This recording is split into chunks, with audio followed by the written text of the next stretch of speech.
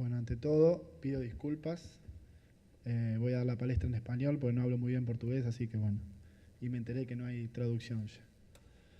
Bueno, nosotros vamos a presentar la evolución del endoláser y los comprimentos y las longitudes de ondas y fibras.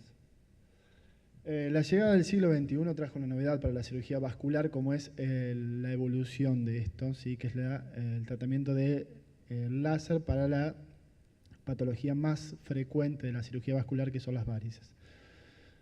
Por un efecto fototérmico se produce una lisis, ¿sí? Una desnaturalización de las paredes, perdiendo la funcionalidad de las venas, y eso es lo que logra el efecto, ¿sí? Nosotros tenemos la cronología de la FDA.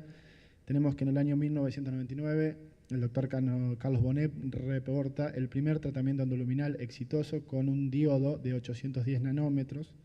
En el año 2002 la FDA aprueba la cirugía láser endoluminal con la longitud de onda de 810 nanómetros. En el año 2003 se aprueba el uso del diodo de 980 nanómetros y en el año 2008 la FDA aprueba el uso del 1470 nanómetros de diodo para el tratamiento endoluminal de varices. Cosas importantes que nos tuvimos que adecuar los que hacemos patología varicosa, ¿sí? Los vasculares que hacemos patología varicosas con láser, es términos físicos, ¿sí? Como es la longitud de onda y la importancia que esto releva, ¿sí? Tenemos que las ondas de la luz láser se transcurren dentro del espacio a través de ondas, ¿sí? Valga la redundancia, que se disparan en forma sinusoidal. La longitud de onda es la distancia que existe, que es siempre igual entre cresta y cresta, ¿sí? Y el coeficiente de absorción y la longitud de onda es el cromóforo, en este caso tenemos la tabla donde vemos la melanina, la oxiohemoglobina y el agua, que es lo realmente importante para nosotros, ¿sí? Con el coeficiente de absorción y la longitud de onda. Tenemos que, de acuerdo a las longitudes de onda, los pigmentos biológicos van a tener distintos coeficientes de absorción, ¿sí? En este caso lo que nos importa, lo que vamos a hablar es la absorción por el agua, ¿sí? Y la absorción por la oxiohemoglobina. Los vocabularios a los cuales nos tuvimos que adecuar son distintos términos, como es la absorción, ¿sí? Que es la pérdida de la intensidad de una radiación al atravesar una materia, el cromóforo, ¿sí? O el target, que es el elemento biológico con el cual va a interactuar la luz láser para realizar su efecto, la potencia, que se mide en watts o watts, que es la fuerza que tiene el equipo que nos entrega, ¿sí? La energía, que es una medida de trabajo, ¿sí? Que es la potencia por el tiempo efectuado, el lead, que es el Linear Endoluminal Energy Density, que es la energía que nosotros entregamos por centímetro de vena tratada, y un término importante es la fibra óptica, ¿sí? Tenemos distintos tipos de fibra óptica, que es con lo cual nosotros llevamos el láser desde el equipo hacia el paciente, ¿sí? Tenemos fibras planas de disparo directo o fibras recubiertas de disparo circunferencial o Saturno, que son de disparos de 360 grados. Los láseres de absorción en el agua, en la hemoglobina, perdón, que fueron los primeros que llegaron a nuestro mercado, son los láseres de 810, 940 y 980 nanómetros. Tenían la particularidad que necesitaban que la vena estuviera llena de sangre, ¿sí? Para poder producir un efecto, ya que se absorbían por la molécula de hierro, ¿sí? De la hemoglobina, ¿sí? Generaban un aumento de la temperatura tal que producían ebullición de la sangre y a través de un efecto indirecto se lograba el cerramiento de la pared venosa, ¿sí? La punta de la fibra, que en este caso eran fibras planas únicamente, se producía una carbonización, ¿sí? Y las potencias que se requerían variaban entre los 18 y los 12 y 18 watts para el cerramiento de la unión safeno-femoral. Esto nos daba un margen entre 70 y 120 joules de trabajo para el cerramiento de la vena, ¿sí? En este caso, el target era la sangre de la vena y necesitábamos altas energías para poder reemplazar la absorción que era deficitaria, ¿sí? En este caso teníamos mayor entropía, que es otro de los términos físicos que tuvimos que adecuarnos, que es la pérdida de energía como calor, ¿sí? Hay cuestiones que hay que recordar, que nosotros trabajamos entre 12 y 18 watts, ¿sí? La generación de calor nos traía mayores dificultades con la técnica o mayores riesgos de producir efectos secundarios indeseables. Los resultados alcanzados por este tipo de láser en 10 años para la termoablación de los troncos venosos, mostró que era una técnica efectiva con un 95% de obliteración sin recidiva en un follow-up de 5 años. ¿Sí? Pero teníamos algunas complicaciones en los posoperatorios, ¿sí? A corto plazo, como son la equimosis, la fibrosis.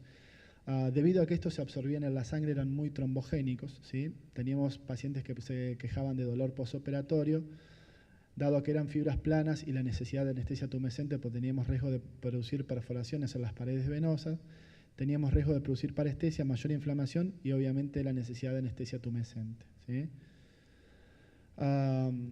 Lo que nos preguntamos era si sería posible mantener la técnica mejorando los efectos secundarios. Bueno, distintas tecnologías nos fueron llegando de la mano y probamos lo que es los láseres de absorción del agua. Tenemos que, como vemos, el láser empezamos con láser de 1320 nanómetros, luego evolucionamos a los de 1470 nanómetros. Tenemos que estos láseres tienen 40 veces mayor absorción en el agua que los láseres de antes, ¿sí? El 810, el 980. ¿Sí? Con esto teníamos que vamos a utilizar una menor cantidad de lead, o sea, una menor cantidad de trabajo por centímetro de vena tratada, y con esto tendríamos una menor entropía, o sea, menor pérdida de energía como calor, y tener menor cantidad de efectos colaterales y hacer la cirugía más segura, que es lo que estábamos tratando de hacer. Como les explicaba recién, que surgen los láseres de 1320, seguido por el 1470 nanómetros, ¿sí? Con un pico de absorción bastante importante en el agua, como vemos con la tabla comparativa. El de 810 nanómetros tiene una absorción por la hemoglobina de 5 contra el 1470 que tiene una absorción en la hemoglobina de 1.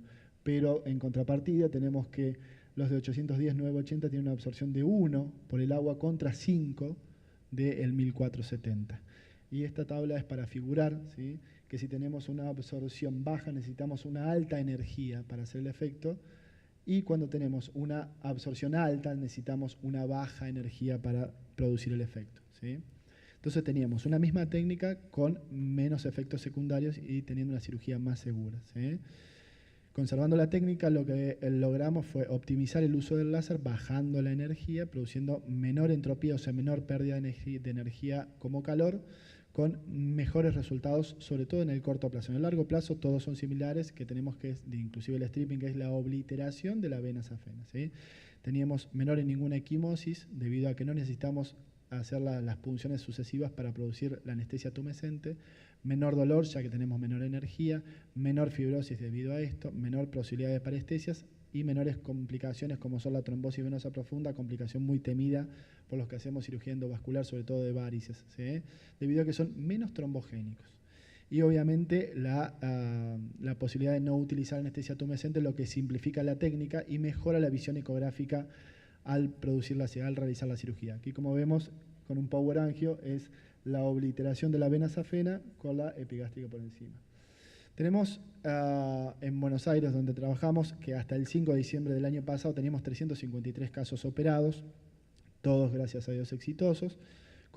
Se trataron de 252 safenas internas unilaterales, 64 bilaterales y 37 safenas externas unilaterales. Todos los casos presentaron para el estudio de insuficiencia moderada a severa con reflujo sanguíneo, ¿sí? Los diámetros máximos que hemos tratado fue de 18 milímetros y las potencias máximas utilizadas fueron de 6 watts. El lead máximo fue de 40 joules por centímetro de safena tratada. Y las fibras que utilizamos fueron fibras de 600 y 800 nanómetros fibras planas y la fibra de emisión circunferencial o Saturno.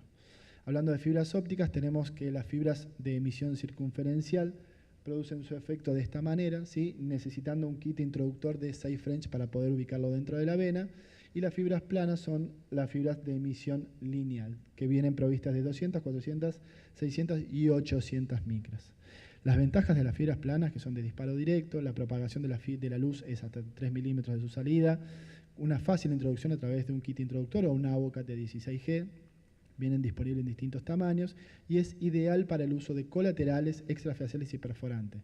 Las desventajas es que tiene una mala navegación endovascular con mayor riesgo de perforación venosa y menor visión ecográfica, cosa importante. Con la fibra Saturno, ¿sí? Las ventajas que es de disparo circunferencial a 360 grados, tiene el efecto sobre la zona del disparo, mayor control de la cirugía porque tiene mejor visión ecográfica, o sea, tenemos más seguridad cuando estamos trabajando, menor probabilidad, menor o nula diría yo, probabilidad de perforación de la vena y mejor navegación endovascular. Las desventajas que son más costosas y la necesidad de un catéter de mayor diámetro, como es el catéter de Safe French. Y otras desventajas que no pueden utilizarse en láseres de absorción por la hemoglobina. Entonces, ¿qué es lo que hemos logrado de sacar en conclusión? Es que la evolución del láser ha sido la complementación del 1470 con la fibra de emisión circunferencial para el uso de las afenas. Para el uso de las colaterales, para la cirugía de colaterales o de perforantes, sigue siendo mandatario el uso de las fibras planas. Los resultados tuvimos las complicaciones que son las más importantes. Tuvimos un paciente con trombosis venosa profunda, 12 pacientes refirieron dolor y 15 pacientes con fibrosis a los 15 días. Luego evolucionó y mejoró esta fibrosis, ¿sí?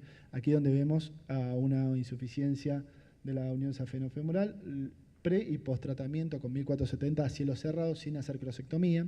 Una dilatación aneurismática de la vena safena que fueron tratadas con 70 joules por centímetro de safena, donde vemos el resultado en el postoperatorio inmediato, sin la necesidad de hacer crosectomía.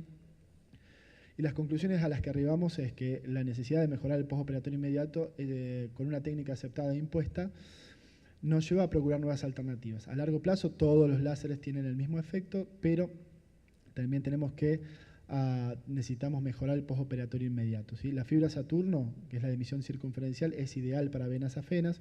El ecodoppler es mandatario, es obligatorio en la técnica quirúrgica endovascular con láser. No está descrita la técnica quirúrgica endovascular con láser sin guía ecográfica. La fibra plana, como decía, puede utilizarse en venas colaterales perforantes menores hasta 3 milímetros. Y lo más importante es que la tecnología láser hoy en día vino para quedarse, ¿sí? No hay prácticamente nada que lo esté superando. Muchas gracias.